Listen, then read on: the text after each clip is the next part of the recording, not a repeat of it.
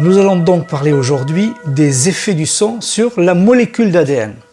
D'abord, comment créer la relation entre le son personnalisé et notre ADN. Pour commencer, il faut planter le décor.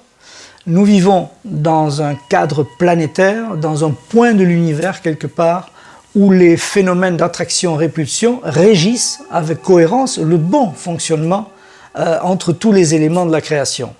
La Lune se maintient à une certaine distance selon sa masse de la Terre, grâce à leurs forces respectives d'attraction et de répulsion.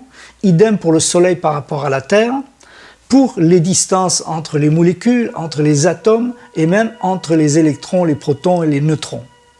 La vie n'est possible finalement que dans le respect de l'espace vital nécessaire entre tous les objets de la création. Mais voilà, dans cet univers où tout fonctionne de manière sage et parfaite, l'homme de la planète Terre expérimente un comportement nocif pour lui-même et pour son entourage. Alors comment faire?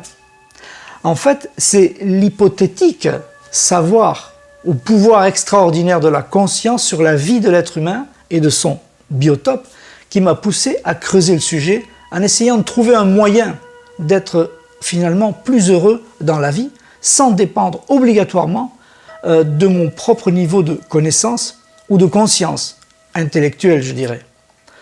Je crois, à titre personnel, qu'on peut accéder à un état de conscience bienfaiteur, dirons-nous, sans devoir passer obligatoirement par le mental, bien que ça peut parfois aider. C'est la raison pour laquelle j'ai cherché pendant longtemps un moyen d'action différent et indépendant de notre niveau de connaissance, car les disparités sont flagrantes et malheureusement porteuses de souffrance.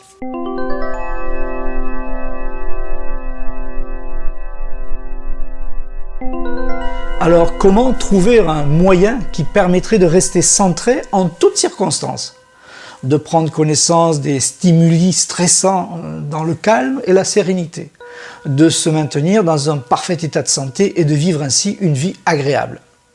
Le moyen le plus puissant est le son, car il est seul capable de mettre hors phase, c'est-à-dire de désactiver les stimuli stressants au moment même où ils sont produits, donc annulés et inoffensifs. Le moyen que j'ai découvert et expérimenté est le verbe, ou bien le son si vous préférez, exclusivement issu de nos noms et de nos prénoms, car le son peut ainsi être unique et individuel. L'expérience a démontré que le son identitaire est doté d'un pouvoir vibratoire considérable, celui d'optimiser nos talents innés et notre bien-être.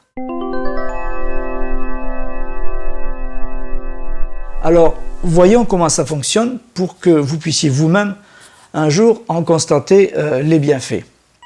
Cette croix symbolise dans sa verticalité l'ordre universel et dans son horizontalité le symbole d'attraction-répulsion qui est le garant du maintien du parfait équilibre entre tous les éléments du monde créé.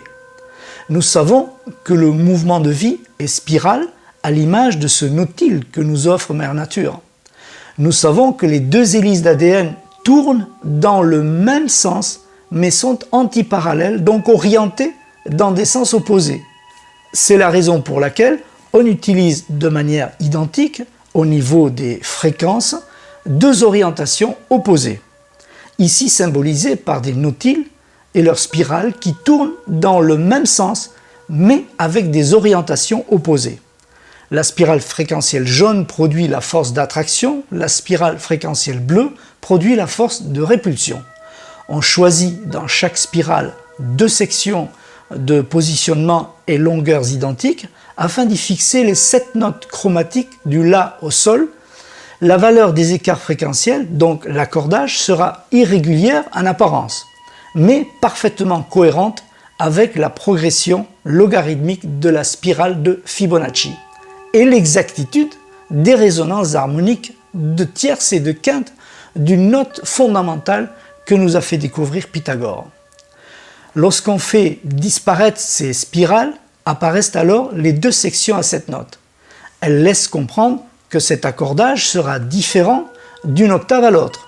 À gauche, elles sont descendantes progressivement vers les notes graves est de plus en plus grave. À droite, en montant vers les notes aiguës, de plus en plus aiguës.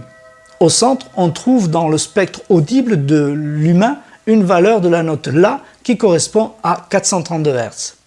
Côté gauche, les fréquences spiralées de répulsion font favoriser la transmission d'informations vibratoires produites par notre ADN à destination de notre ADN.